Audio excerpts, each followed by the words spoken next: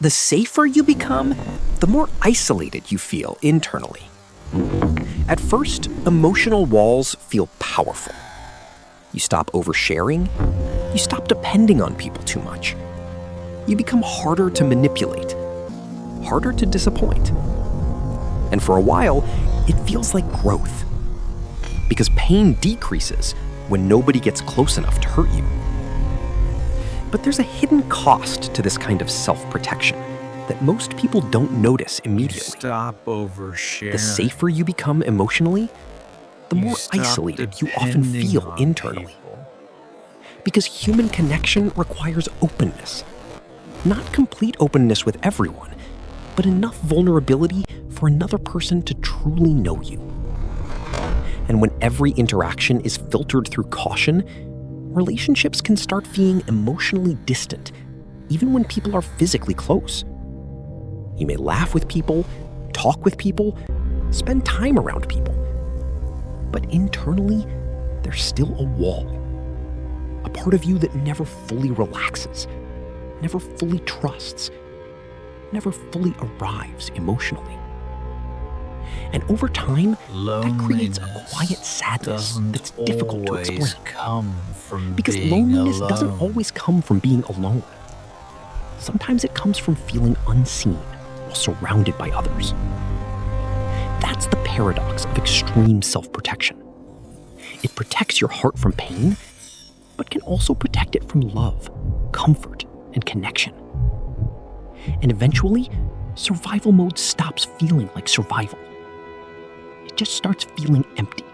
Some people stop trusting because they trusted too deeply.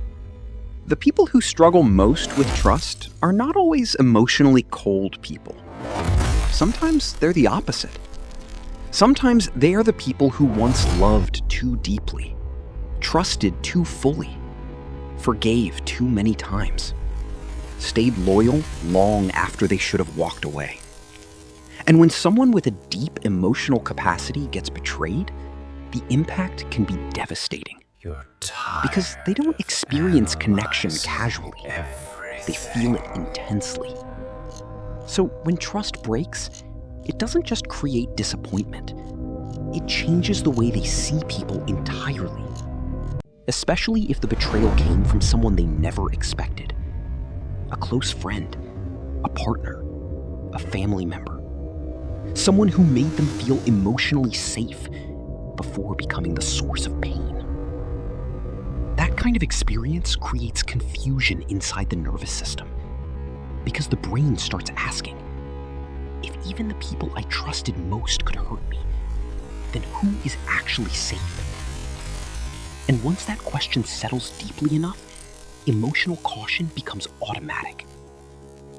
This is why some of the most guarded people are also the most emotionally sincere underneath. They didn't become distant because they never cared. They became distant because they cared deeply. And it hurt more than they were prepared for. Eventually, you start doubting yourself too. Distrust rarely stays focused only on other people. Over time, it can start turning inward. At first, you question others, their intentions, their honesty, their consistency. But eventually, you begin questioning yourself too. Am I overreacting? Am I imagining things? Can I even trust my own judgment anymore? And that internal confusion becomes exhausting.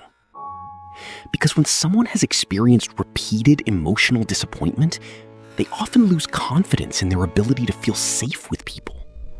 So they become emotionally stuck between two fears.